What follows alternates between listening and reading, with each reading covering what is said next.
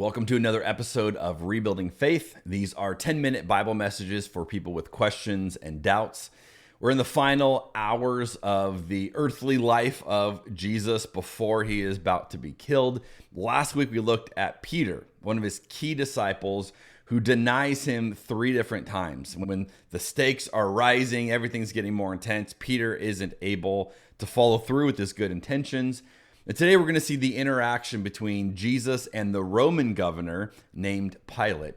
And in particular, we're going to see how Pilate tries to make himself feel better about what he's ultimately going to allow to happen. This is John chapter 18, beginning in verse 28. Jesus' trial before Caiaphas ended in the early hours of the morning. Then he was taken to the headquarters of the Roman governor. His accusers didn't go inside because it would defile them, and they wouldn't be allowed to celebrate the Passover. So Pilate, the governor, went out to them and asked, "What is your charge against the man?" "We wouldn't have handed him over to you if you weren't a criminal," they retorted. "Then take him away and judge him by your own law," Pilate told them. "Only the Romans are permitted to execute someone," the Jewish leaders replied. And this fulfilled Jesus' prediction about the way he would die. So here you can see Pilate trying to downplay this, trying to de-escalate this, and then he realizes he's got a bigger problem on his hands. He just wants them to handle it, but they're saying, look, we can't kill him. And Pilate's realizing they're not looking for punishment. They're looking for an execution.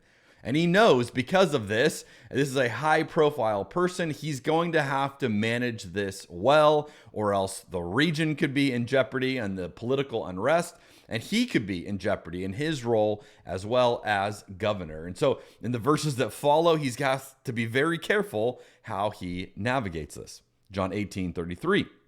Then Pilate went back into his headquarters, and he called for Jesus to be brought to him. "Are you the king of the Jews?" he asked him. And Jesus replied, "Is this your own question, or did others tell you about me?" "Am I a Jew?" Pilate retorted. "Your own people and their leading priests brought you to me for trial. Why? What have you done?" Jesus answered, "My kingdom is not an earthly kingdom. If it were, my followers would fight to keep me from being handed over to the Jewish leaders. But my kingdom is not of this world." Pilate said, "So you are a king?" Jesus responded, "You say I am a king. Actually, I was born and came into this world to testify to the truth. All who love the truth recognize that what I say is true." "What is truth?" Pilate asked. And then he went out again to the people and he told them, "He is not guilty of any crime. But you have a custom of asking me to release one prisoner each year at Passover. Would you like me to release this king of the Jews?" But they shouted back, "No, not this man. We want Barabbas." Barabbas was a revolutionary. Here we see the crowd mentality, right? Pilate is trying to say, look, I want nothing to do with this. And yet the crowd is growing. This intensity is building. It's essentially a mob mentality now. We often think when there are a lot of people that believe something that it must be more true because of how many people believe it. In fact, much of what we consider orthodoxy today are just because the most people at that time agreed with that. And they might have had the influence. And so they made that the proper view to believe something. And the minority views were labeled as heretical. And so the people who believed those views were often killed as heretics. And so we often think that it's objective. They just looked for truth. And yet we see that often these are political decisions that are made, and they're made based on influence and power and who can sway the most people. And sometimes, as we're seeing here, the more people follow something, the more people rally around something, the less true it can be.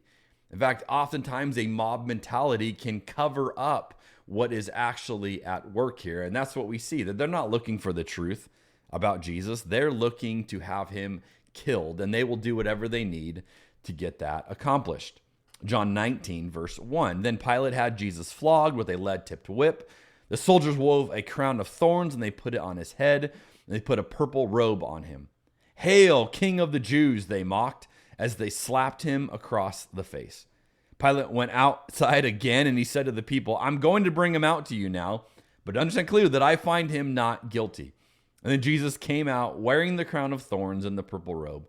And Pilate said, "Look, here is the man." When they saw him, the leading priests and the temple guards began shouting, "Crucify him! Crucify him! Take him yourselves and crucify him," Pilate said. "I find him not guilty."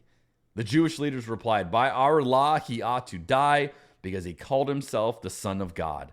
When Pilate heard this, he was more frightened than ever.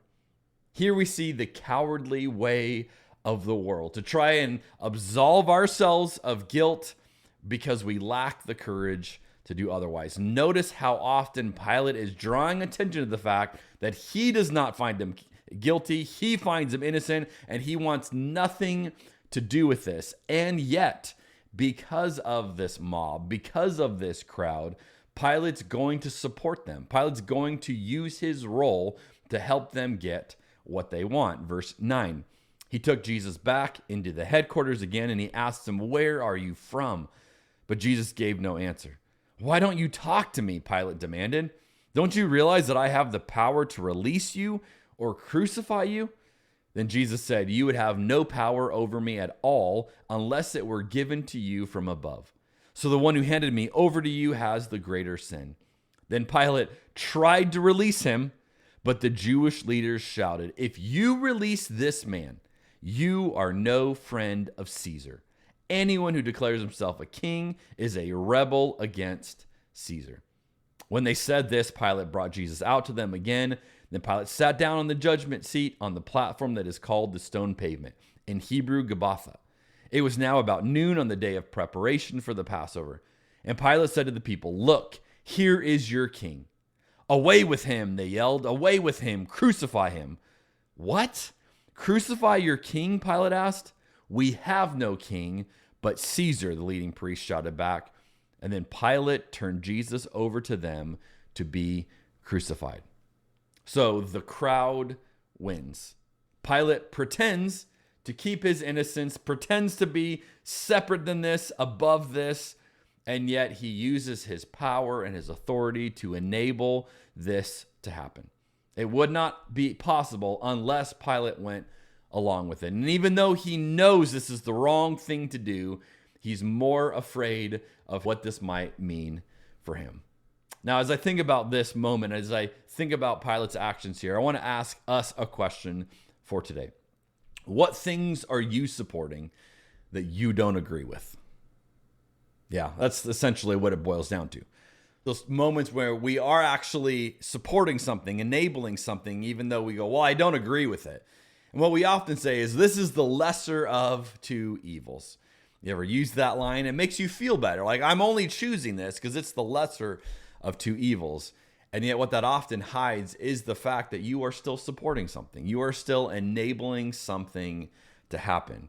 What the world needs are people who will refuse this, who will look this in the face and say, "I will not participate." And yet the reason we don't is the same reason Pilate didn't, is because we know it would probably cost us something. And the Jewish leaders are very clear about this. You're no friend of Caesar if you allow this man to live. And that's what we often get in that situation as well. It's going to cost me something. I'm going to lose something if I don't go along with this. And so we do, and then we try and make ourselves feel better in the process. I'm reminded of what the theologian William Cavanaugh has written. He says, "A true social order is not based on defeat of enemies, but on identification with victims through participation in Christ's reconciling sacrifice." We've seen all throughout the book of John that Jesus is modeling the way of God. This is the way in which you live to experience what God has for you. And here we're seeing that it requires participation in sacrifice with Jesus in order to work against the forces of evil. Will we follow that way and participate in the suffering, in the sacrifice of God? Or will we choose the route of Pilate and hide behind our cowardice and find all sorts of ways to explain it away? I believe that Jesus is looking for people who will join him in sacrifice and work against evil. I'll see you next week on Rebuilding Faith.